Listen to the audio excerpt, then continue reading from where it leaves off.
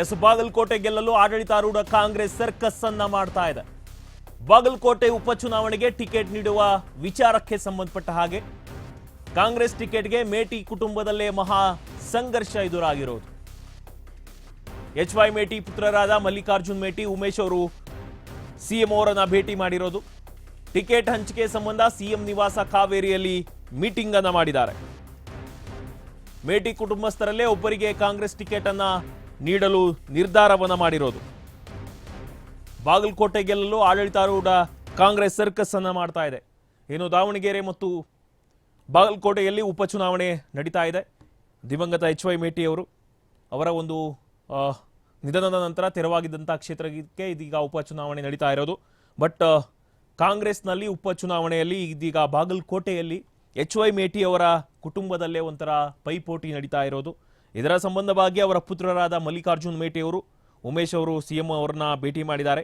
Ticket ಹಂಚಿಕೆ ಸಂಬಂಧ CM ನಿವಾಸ ಕಾವೇರಿಯಲ್ಲಿ ಮೀಟಿಂಗ್ ಅನ್ನ ಮಾಡಿದ್ದಾರೆ. ಮೇಟಿ ಕುಟುಂಬಸ್ಥರಲ್ಲೇ ಒಬ್ಬರಿಗೆ ಟಿಕೆಟ್ ನೀಡುವುದಾಗಿ ಕೈ ನಾಯಕರು ನಿರ್ಧಾರವನ್ನು ಮಾಡಿದ್ದಾರೆ. ಇದೀಗ ಆ ಒಂದು ಟಿಕೆಟ್ಗೆ ಅವರ ಮಗ ಮಲ್ಲಿಕಾರ್ಜುನ್ ಮೇಟಿ, ಉಮೇಶ್ ಅವರು ಮತ್ತು ಅವರ ಹೆಣ್ಣು ಮಕ್ಕಳಾದಂತಹ ಅವರು ಕೂಡ ಇದರಲ್ಲಿ ರೇಸ್ನಲ್ಲಿದ್ದಾರೆ. ಇದರಿಂದ ಇದೀಗ ಸರ್ಕಾರ ಮತ್ತು ಹೈಕಮಾಂಡ್ ಯಾವ ಒಂದು ನಿರ್ಧಾರವನ್ನ ಕೈಗೊಳ್ಳುತ್ತೆ ಅನ್ನೋದನ್ನು ಕೂಡ ನಾವು ಇದೀಗ ಕಾದು ನೋಡಬೇಕಾಗಿದೆ.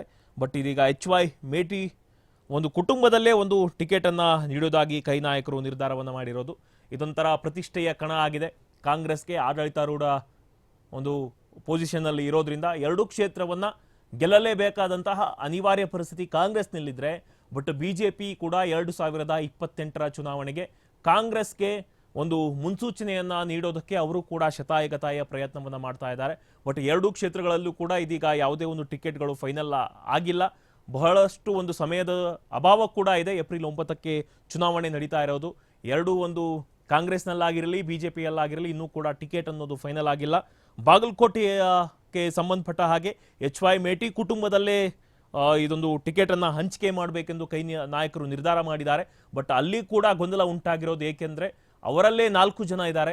2 ಮಕ್ಕಳು, ಹೆಣ್ಣು ಮಕ್ಕಳು ಮತ್ತು 2 ಗಂಡು ಮಕ್ಕಳು. ಇವರಲ್ಲೇ ಒಂದು ಪೈಪೋಟಿ ನಡೆದಿರೋದು. ಯಾರಿಗೆ ಈಗ ಸಿಎಂ ಆಗಿರ್ಬೋದು, DCM ಆಗಿರ್ಬೋದು, ಹೈಕಮಾಂಡ್ ಆಗಿರ್ಬೋದು, ಯಾರಿಗೆ ಮಣೆಯನ್ನ ಹಾಕುತ್ತೆ ಅನ್ನೋದನ್ನ ಕಾದು ನೋಡಬೇಕಿದೆ.